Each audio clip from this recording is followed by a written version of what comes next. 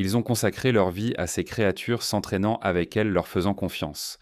Mais à la fin, la confiance n'était pas suffisante. 7 entraîneurs d'orques se sont retrouvés face à quelque chose que personne n'attendait. Certains sont partis ébranlés. D'autres ne sont pas partis du tout. Que s'est-il passé dans le bassin? Quels signes d'avertissement ont été ignorés? Vous voudrez entendre chaque seconde, car la vérité derrière ces histoires pourrait renverser tout ce que vous pensiez savoir. Numéro 7. Dawn Broncho. SeaWorld Orlando 2010. La foule n'avait aucune idée de ce qu'elle s'apprêtait à voir. C'était censé être un autre spectacle palpitant à SeaWorld à Orlando en Floride. Des familles s'étaient rassemblées autour du gigantesque bassin attendant d'être diverties. Au centre de tout cela se trouvait Dawn Broncho, une entraîneuse expérimentée qui était devenue une attraction à part entière. Mais ce qui s'est passé ce jour-là laisserait tout le monde stupéfait et marquerait également un tournant pour les parcs marins du monde entier. Dawn avait 40 ans. Elle avait consacré sa vie à comprendre les animaux. Avec une formation en psychologie et en comportement animal, elle avait commencé sa carrière en travaillant avec des dauphins dans le New Jersey. Il ne fallut pas longtemps avant qu'elle n'obtienne un poste à SeaWorld, où sa passion pour la vie marine se démarqua rapidement. En seulement 2 ans, elle passa à travailler avec des orques. Dawn est finalement devenue le visage que les gens associaient à SeaWorld. Son image apparaissait partout, des publicités télévisées aux brochures en passant par les panneaux d'affichage sur les autoroutes. Elle jouait un grand rôle dans la mise à jour du célèbre spectacle de Chamus et était souvent aperçue en train de réaliser des tours époustouflants aux côtés des énormes orques du parc. L'une d'elles était Tilikum, un mâle massif pesant 12 000 livres qui avait passé la majeure partie de sa vie derrière des murs de béton. Surnommé Blackfish par certains, son passé était rempli d'incidents troublants. Mais avec Dawn, il semblait y avoir une compréhension silencieuse, ou du moins c'est ce que tout le monde pensait. Les entraîneurs décrivaient de la connexion entre Dawn et Tilikum comme quelque chose construit sur la confiance et le soin mutuel. Tilikum était en réalité vraiment avec Dawn au début de la vidéo. Mais le 24 février 2010, cette relation prit fin de manière horrible. Le spectacle venait de se terminer. L'énergie dans l'arène était encore élevée. Dawn restait au bord de l'eau allongée avec son visage à côté de celui de Tilikum. Quelques instants plus tard, tout changea. Sans avertissement, l'orque l'attira dans l'eau. Au début, beaucoup croyaient que sa longue queue de cheval en était la cause, mais certains rapports affirmaient que Tilikum l'avait attrapé par l'épaule. Ce qui suivit ne fut pas un événement rapide ou accidentel. C'était une attaque soutenue et brutale. Dawn fut projetée et secouée dans le bassin. Elle se noya, mais ce n'était pas la seule cause de sa mort. Ses blessures étaient dévastatrices. Son bras gauche avait été arraché. Son cuir chevelu avait été arraché de sa tête et ses cheveux et sa peau ont été retrouvés au fond de la piscine. Ses os étaient écrasés. Sa mâchoire était cassée et ses côtes et vertèbres avaient été brisées. La baleine a maintenu son corps pendant 45 minutes. Les entraîneurs ont essayé tout ce qu'ils pouvaient. Ils ont jeté des filets, lancé de la nourriture et utilisé toutes les méthodes qu'ils connaissaient, mais Tilikum ne voulait pas la lâcher. Finalement, l'équipe réussit à le guider dans une piscine plus petite où il relâcha enfin son corps. D'ici là, il était trop tard. La cause officielle de la mort a été inscrite comme un traumatisme contondant à la tête, au cou et au torse, ainsi que la noyade. Après la tragédie, SeaWorld a apporté des changements. Les entraîneurs n'étaient plus autorisés à entrer dans l'eau avec des orques. 6 ans plus tard, ils ont officiellement mis fin à leur programme de reproduction d'orques. Et quant à Tilikum, il passa ses dernières années principalement à l'abri des regards et mourut en janvier 2017. Les ondes de choc de ce qui s'est passé ce jour-là ne se sont pas estompées rapidement. Cela a soulevé des questions qui avaient été évitées pendant des années. Ces animaux sont-ils destinés à vivre dans des bassins loin de l'océan, à se produire devant des foules? Numéro 6. Alexis Martinez. L'Europark Espagne 2009. Cela devait être une routine, une autre répétition un autre jour au parc, mais la piscine de l'Europark à Tenerife ne resterait pas calme longtemps. Alexis Martinez était en contact avec des orques depuis des années. Il avait 29 ans, était expérimenté et comprenait ce que signifiait gagner la confiance d'une orque. Kido l'orque avec laquelle il travaillait ce jour-là n'était pas nouveau pour lui. Ils s'étaient souvent entraînés ensemble. Kido était l'une des principales attractions. Les touristes venaient en voir sa puissance et sa précision. Les entraîneurs comptaient sur sa coopération. Mais cette veille de Noël marquerait un tournant soudain et terrifiant. Il travaillait sur le spectacle de Noël. Le cadre était une piscine d'entraînement. Alexis était dans l'eau. Kido avait l'air calme. Des entraîneurs à proximité disaient que la baleine semblait de bonne humeur. Un autre membre du personnel était posté sur la scène. D'autres se tenaient en pré-observant. Dans le cadre de la routine, Alexis tenta un mouvement appelé un stand-on spy-up. Cela nécessitait qu'il se tienne en équilibre sur Kido alors que l'orque sortait de l'eau. Les choses ont mal tourné. Kido s'est penché et Alexis a perdu son équilibre. Il tomba. Après la chute, le duo flotta côte à côte pendant un moment. Kido ne poursuivit pas le prochain ensemble de tours. Quelque chose semblait anormal. Puis vint un signe plus direct. Kido se déplaça, se plaçant entre Alexis et la plateforme. Les entraîneurs regardèrent alors qu'il se déplaçait, avec intention. Il poussa Alexis vers le bas. Le mouvement n'était pas ludique. Utilisant son museau, Kido poussa l'entraîneur au fond de la piscine. C'était délibéré. L'autre entraîneur sur la plateforme vit cela se produire. Réalisant le danger, il commença à donner des signaux, espérant percer à travers Kido. Mais cela ne fonctionna pas. Kido remonta à la surface pour respirer. Il y eut une pause. Un moment d'espoir. Peut-être qu'il s'en irait, peut-être que c'était fini, mais ce n'était pas le cas. Kido replongea. Cette fois, lorsqu'il refit surface, la vue choqua tous ceux qui regardaient. Non. Alexis était sur le bout du museau de la baleine, la bouche de Kido était fermée. Quelques secondes plus tard, l'orque lâcha prise. Alexis dériva vers le fond. La panique s'empara des entraîneurs qui s'efforçaient de tirer Kido dans une autre section de la piscine. Il résistait. Il jouait avec le fond. La panique s'empara des entraîneurs qui s'efforçaient de tirer Kido dans une autre section de la piscine. Il résistait. Il jouait avec la porte. Il traînait. Ce n'est que lorsqu'ils ont plongé un filet dans l'eau qu'il se déplaça vers l'autre bassin. Le corps d'Alexis pouvait alors être atteint. Les blessures étaient dévastatrices. Hémorragie interne, os fracturés, dommages au tissu profond. Rien ne pouvait être fait. Il a été déclaré mort. Le parc a essayé d'expliquer l'incident comme un accident. Ils ont dit qu'il n'y avait aucun signe de violence, mais l'autopsie peignait un tableau différent. Fractures de compression, déchirures d'organes, marques de morsures.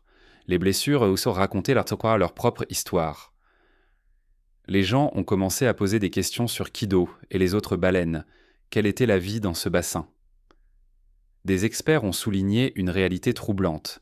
Sans une matriarche qui est comment les orques sauvages s'organisent, la dynamique sociale était fracturée. Le stress était élevé. Il n'y avait pas de véritable structure. Ils se concurrençaient, se poussaient et se déchaînaient entre. Chaque jour était le même. Pas d'espace, pas de variété, juste des murs et de l'eau. Certains disaient que l'ennui avait pris le dessus. D'autres évoquaient la confusion et les luttes de pouvoir. Quoi qu'il en soit, les conditions façonnaient le comportement des baleines. Et dans le cas de Kido, quelque chose en lui a cédé ce jour-là et Alexis Martinez a payé de sa vie. Numéro 5, John Silic, SeaWorld San Diego, 1987. John Silic est l'homme qui, en 1987, a été écrasé entre deux baleines. La foule acclamait la piscine était calme, les lumières étaient stables. Mais sous la surface, quelque chose d'inattendu était sur le point de se dérouler. C'était le 21 novembre 1987. À SeaWorld San Diego, les entraîneurs et les orques réalisaient un autre spectacle chorégraphié, celui que les familles faisaient à la queue pour voir le week-end. John Silic, 26 ans, travaillait avec ces animaux depuis 2 ans. Il avait déjà réalisé ces routines auparavant. Ce jour-là, il monta sur le dos d'une orque femelle, prêt à réaliser un autre tour d'entraînement. Le moment semblait routinier. Le public n'avait aucune idée de ce qui allait arriver. Alors que Silic traversait l'eau, un orque mâle nommé Orquibezup, pesant environ 5 tonnes, se lança dans les airs. Ce qui se passa ensuite ne faisait pas partie de n'importe quel plan. Orqui s'écrasa directement sur la femelle portant Silic. En un instant, tous trois étaient sous l'eau. La collision fut puissante suffisamment pour projeter Silic et le faire plonger brutalement sous la surface. La piscine, pendant quelques secondes, sembla silencieuse. Les entraîneurs se précipitèrent en avant. Le spectacle s'arrêta. Silic avait été gravement blessé. Les dommages dans le corps étaient donc considérables. Son dos, ses hanches et son pelvis étaient peintes et brisés. Ses côtes et ses jambes avaient de multiples fractures. Les chirurgiens qui l'ont traité ont dû réaliser 6 opérations distinctes. Plus d'1 kilogramme de métal a été inséré dans son corps pour maintenir le tout ensemble. Une plaque a été placée dans son pelvis. Ses vertèbres thoraciques ont été fusionnées. Ses blessures se limiteraient son mouvement de manière permanente. Silic passa des semaines en convalescence. Au centre médical de l'Université de Californie à San Diego, il commença un lent et difficile processus de guérison. Les médecins l'ont déclaré dans un état stable et finalement, il commença une thérapie physique. Dans une interview ultérieure, il expliqua « J'apprends à marcher à nouveau ». Après l'incident, SeaWorld agissa rapidement. Ils ont changé les protocoles de sécurité. Les entraîneurs furent informés d'arrêter de monter sur les baleines.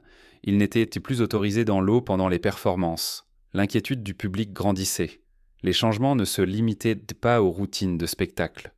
En interne, SeaWorld prit des décisions à huis clos. Le président du parc a été démis de ses fonctions ainsi que 3 autres employés. Des questions étaient bien posées non seulement sur les baleines, mais sur le fonctionnement du parc et sur ce que les entraîneurs savaient des risques auxquels ils faisaient face. Silic a intenté une action en justice. Il affirmait que SeaWorld ne l'avait jamais correctement averti des dangers liés au travail aux côtés des orques de la manière dont elles étaient utilisées. La bataille juridique ne resta pas longtemps à la vue du public. Elle fut réglée à l'amiable. Silic, maintenant lié par une ordonnance de non-divulgation, n'était pas autorisé à parler de ce qui s'était passé en coulisses. Des milliers de pages de documents internes et de détails de l'affaire furent scellés. SeaWorld a ensuite donné son explication au public. Un porte-parole a déclaré que l'incident était le résultat d'un mauvais timing et a insisté sur le fait qu'il ne s'agissait pas d'agression de la part de l'orque. Nous n'avons pas été informés de grand-chose à part que c'était une erreur de l'entraîneur. C'était la faute de John. La faute de John. Il était censé descendre de cette baleine. Mais cette explication ne satisfaisait pas tout le monde. Les gens continuèrent à se demander si c'était vraiment juste une erreur de calcul, ou quelque chose avait-il été accumulé à l'intérieur des animaux, contraintes de se produire dans des bassins contrôlés jour après jour. Numéro 4. Ken Peters traîné profondément par Kasatka. La date était le 29 novembre 2006. Le stade Shamu de SeaWorld San Diego était presque plein ce soir-là. L'entraîneur Ken Peters est entré dans le bassin avec Kasatka, une orque de 5000 livres qui avait vécu en captivité pendant des années. Elle n'était pas nouvelle à ses performances et lui non plus.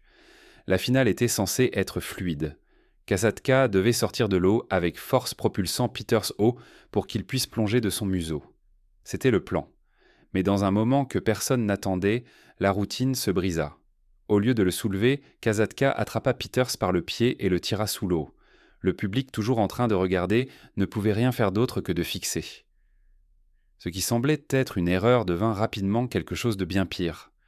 Peters fut traîné au fond du bassin sans moyen de se défendre.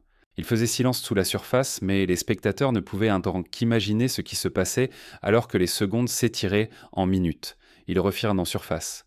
Pendant un moment, il sembla que cela pourrait être fini. Peters essaya de la calmer. Il lui frotta le dos et se déplaça lentement comme il avait été formé à le faire. Mais Kasatka n'avait pas fini. En un éclair, elle le saisit à nouveau et plongea. Cela continua encore et encore pendant près de 9 minutes. Chaque fois qu'il remontait, Peters haletait pour respirer. Chaque fois, il était traîné à nouveau vers le bas. Ceux qui regardaient étaient figés. Les entraîneurs agissaient rapidement, déroulant un filet pour empêcher Kasatka de le suivre s'il pouvait s'échapper. Enfin, elle desserra sa prise juste assez longtemps pour que Peters puisse nager.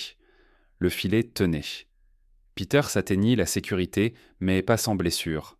Son pied était cassé et il avait de profondes blessures par perforation. Une analyse ultérieure a souligné un détail qui avait échappé aux observateurs pendant le spectacle. Le veau de Kasatka avait appelé depuis un bassin voisin au début de la performance. Les experts croyaient que cette connexion émotionnelle avait pu déclencher son stress, et le stress dans un espace confiné comme celui-là peut rapidement s'intensifier. Encore plus troublant est le fait que ce n'était pas la première fois que Kasatka faisait quelque chose comme cela. Elle avait déjà ciblé Peters auparavant une fois en 1993, à nouveau en 1989. Chaque fois, les avertissements étaient là, et chaque fois, ils étaient mis de côté. Après l'attaque, Peters garda son calme. Il a déclaré plus tard qu'il n'avait jamais pensé que Kasatka voulait le tuer, même pas au fond du bassin, même pas lorsque les minutes s'étiraient.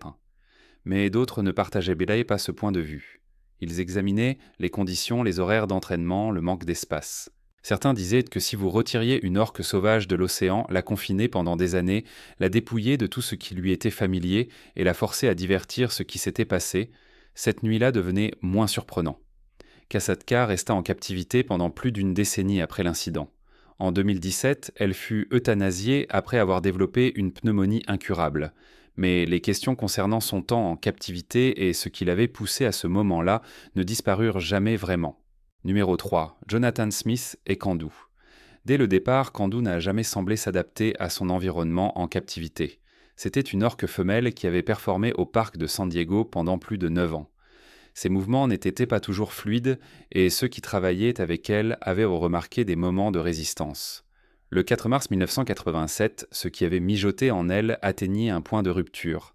Ce jour-là, Candu se produisait aux côtés d'une autre orque femelle nommée Kanao, âgée de 10 ans. Le spectacle avait déjà commencé et l'entraîneur de 21 ans, Jonathan Smith, était monté sur le dos de Candu, faisant partie d'une routine qui avait été pratiquée de nombreuses fois. Mais sans avertissement, elle se tourna. Candu lui claqua les dents autour de lui et le tira vers le bas rapidement et violemment. L'eau les engloutit. Elle le traîna au fond du bassin. Le sang remonta à la surface en traînée alors qu'elle le ramenait pour le cracher à nouveau. La foule retint son souffle stupéfaite, regardant quelque chose qu'elle ne s'attendait pas à voir. Jonathan, blessé mais conscient, essaya de calmer tout le monde en agitant la main. Cela semblait presque surréaliste. Il n'y avait aucun moyen pour les gens dans les sièges de savoir à quel point c'était grave. Mais l'attaque n'était pas terminée. Alors que les entraîneurs se précipitaient sur le bord du bassin pour essayer de distraire les baleines, une autre orque surgit en avant. Elle se heurta à Smith, le poussant sous l'eau, une seconde fois. La force de cet impact était suffisamment forte pour lui couper le souffle. Sous l'eau, la visibilité était faible et tout ce qu'il pouvait faire était de réagir. Les baleines le frappaient encore et encore. Il était tiré au fond de la piscine, de 32 pieds à plusieurs reprises, son corps luttant pour suivre. L'ensemble de la rencontre dura près de 2 minutes et demie. Smith survécut, mais les dommages étaient graves. Ses blessures comprenaient un rein rompu et une lacération de 6 pouces à son foie. Son haut du corps était couvert de marques de morsures et d'éraflures. La guérison fut lente. Il fallut du temps pour même se tenir correctement à nouveau. La douleur physique n'était qu'une partie de ce qu'il porterait avec lui. 1 an plus tard, il intégra une action en justice contre SeaWorld. Il affirmait qu'il n'avait jamais été correctement informé des risques. Selon lui, les responsables avaient un peu donné l'impression que c'était sûr malgré le fait qu'ils savaient que le comportement de la baleine n'était pas toujours prévisible. Il n'avait aucune formation formelle et pourtant, il avait été directement intégré dans les routines de spectacle. Son procès, qui comprenait des accusations de fraude de détresse émotionnelle et de coups, fut finalement réglé en privé. Une ordonnance de non-divulgation faisait partie de l'accord. Cela signifiait aucune déclaration publique, aucun dossier publié, aucune question répondue. Mais l'incident avec Jonathan Smith n'était pas isolé. Juste 3 mois après cette attaque, Candu fut impliqué dans une autre rencontre violente. Cette fois, la victime était une entraîneuse. Le résultat fut une autre blessure grave, un cou cassé. Cette seconde attaque ajouterait aux préoccupations croissantes concernant les risques liés à la détention d'orques dans des bassins. Numéro 2. Steve Eibel. La baleine qui a tout changé. Le public était venu pour un spectacle, mais ce qu'il a été témoin ce jour-là resterait gravé dans leur mémoire pendant des années. Cela s'est produit en juillet 2004 lors d'une performance de l'après-midi à SeaWorld à San Antonio. L'entraîneur était Steve Eibel, un manipulateur expérimenté qui avait travaillé en étroite collaboration avec les orques du parc. Il entra dans le bassin s'attendant à une autre interaction routinière, mais la jeune orque nommée Kai avait autre chose en tête. Alors que des milliers de visiteurs regardaient depuis les gradins, quelque chose changea dans l'eau. Kai ne suivit pas les ordres comme d'habitude. Au lieu de cela, il chargea droit vers Eibel, utilisant toute la force de son corps pour le percuter. Chaque coup poussait l'entraîneur sous la surface et, juste au moment où il parvenait à reprendre son souffle, Kai frappait à nouveau. La foule, autrefois applaudissant et acclamant, tomba maintenant dans le silence. La tension dans l'air était lourde, rompue seulement par les souffles des spectateurs, alors que l'orque se jetait encore et encore. Plusieurs personnes diront plus tard que Kai semblait essayer de mordre Eibel. Les membres du personnel se tenaient au bord du bassin figés. Il n'y avait rien qu'ils puissent faire. Tout se passait trop vite et trop dangereusement pour que quiconque puisse sauter et aider.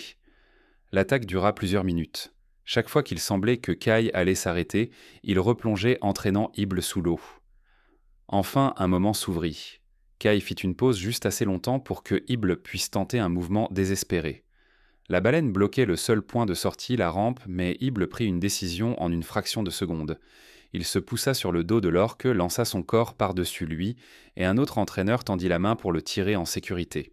Kay, visiblement agité, se retourna et s'écrasa sur la rampe comme s'il était frustré que l'entraîneur ait échappé. D'une manière ou d'une autre, Steve Hybel ne fut pas blessé, du moins physiquement. Dans des interviews ultérieures, les portails a déclaré qu'il ne savait pas ce qui avait provoqué ce changement soudain dans le comportement de Kay.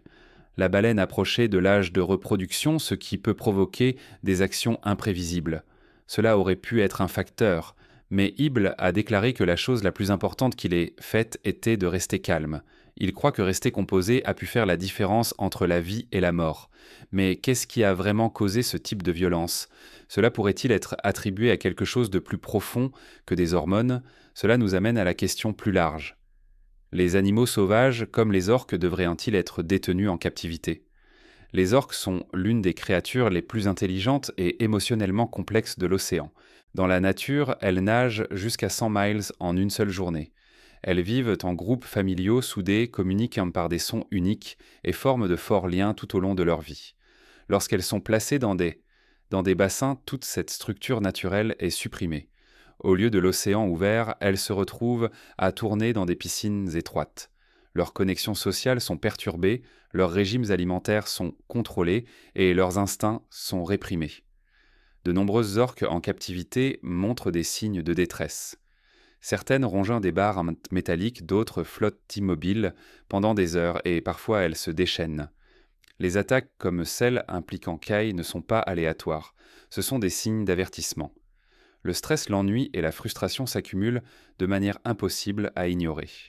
Ces animaux ne sont pas des machines, ils ressentent. Et lorsque ces sentiments atteignent un point de rupture, des gens se font blesser. L'attaque de Kay sur Hybel n'était pas juste un moment de confusion, c'était partie d'un schéma beaucoup plus large, observé dans les parcs marins du monde entier. Un animal piégé et dépouillé de sa liberté et de sa vie naturelle réagit de la seule manière qu'il connaît. Numéro 1. Mary Sellington et Neptune. L'amphithéâtre semblait vivant. Ce jour-là, le soleil brillait au-dessus du Blue Horizon Oceanic Park à San Diego. La star du spectacle était Neptune, une massive orque. 20 pieds de long et pesant 10 000 livres, il était la plus grande attraction du parc. Mais sous la surface de sa performance, quelque chose mijotait. Neptune avait commencé à agir de manière étrange. Les entraîneurs remarquaient qu'il frappait sa queue contre les murs du bassin. Parfois, il refusait simplement de suivre les signaux. Pourtant, la direction avançait, insistant pour que les spectacles continuent. Neptune rapportait des revenus. Les préoccupations en matière de sécurité étaient mises de côté. Les avertissements étaient pris là, mais les bénéfices forcément parlaient un plus fort. L'une des responsables de Neptune était Mary Sellington. Elle avait 27 ans, était biologiste marine et avait grandi le long de la côte rocheuse de l'Oregon. Depuis son jeune âge, elle vénérait les créatures marines. Après l'université, elle avait travaillé dur pour devenir l'entraîneuse principale de Neptune. Elle avait l'impression de le comprendre. Même lorsque d'autres doutaient, elle restait calme. Elle avait foi dans le lien qu'elle avait établi avec lui. Pourtant, un entraîneur senior avait exhorté le parc à retirer Neptune ou à le retirer complètement des performances. Son isolement croissant et son comportement erratique étaient des préoccupants. La direction a refusé. Cette décision a préparé le terrain pour ce qui allait se passer ensuite. Plus tard dans la journée, l'amphithéâtre se remplit à nouveau. 500 spectateurs se rassemblèrent, impatients de voir Neptune. Plus tôt, Maris avait déjà effectué une performance sans incident. Maintenant, elle rassurait ses collègues, disant qu'elle croyait que Neptune était de bonne humeur. Les entraîneurs passèrent en revue les signaux et les vérifications de sécurité. L'annonceur accueillit la foule. L'énergie changea lorsque Neptune glissa en vue, sa silhouette élégante coupant à travers l'eau. Il exécuta les actes d'ouverture à la perfection et le public éclata en applaudissements. Puis, la finale commença. Maris entra dans l'eau pour une nage synchronisée. Neptune tourna autour d'elle. Elle signala pour un saut, s'attendant à ce qu'il monte à ses côtés. À cet instant, il dévia de sa trajectoire. Sans avertissement, Neptune attaqua. Il se saisit de la taille de Maros et la propulsa vers le haut. Elle brisa la surface pour être immédiatement tirée à nouveau sous l'eau. Les entraîneurs sur le pont réagirent rapidement. Ils lancèrent pour des bouées, des cordes et un seau de poisson pour distraire Neptune. Des perches apparurent, mais l'intervention était presque impossible au milieu de ces mouvements violents. Neptune écrasa Marie contre les murs du bassin. Son corps apparut à la surface, puis disparut à nouveau. La foule resta figée, témoignant de quelque chose que personne n'aurait pu anticiper. L'assaut dura plus d'1 minute avant que Neptune ne la relâche enfin. Son corps sans vie remonta à la surface. Des plongeurs de secours plongèrent et la soulevèrent sur le pont. Les secouristes travaillèrent frénétiquement. Il était trop tard. Maris avait subi plusieurs côtes fracturées, un poumon perforé et un traumatisme contondant sévère. Elle fut déclarée morte sur les lieux. La panique se propagea. Les invités furent rapidement évacués. Les intervenants d'urgence inondèrent la zone. L'amphithéâtre fut scellé en quelques heures. Le parc suspendit immédiatement tous les spectacles d'orques, une décision qui deviendrait permanente. Des actions légales suivirent. Les parents endeuillés de Maris intentèrent un procès pour décès injustifié. Après des négociations tendues, Blue Horizon régla l'affaire à l'amiable. Dans le cadre de cet accord, le parc accepta de financer la conservation marine et de commander des études indépendantes sur le bien-être des orques en captivité. Des histoires comme celle-ci ne sont pas faciles à raconter, mais elles comptent. Si vous ressentez cela aussi, montrez votre soutien en aimant et en vous abonnant. Merci d'avoir regardé. À la prochaine vidéo.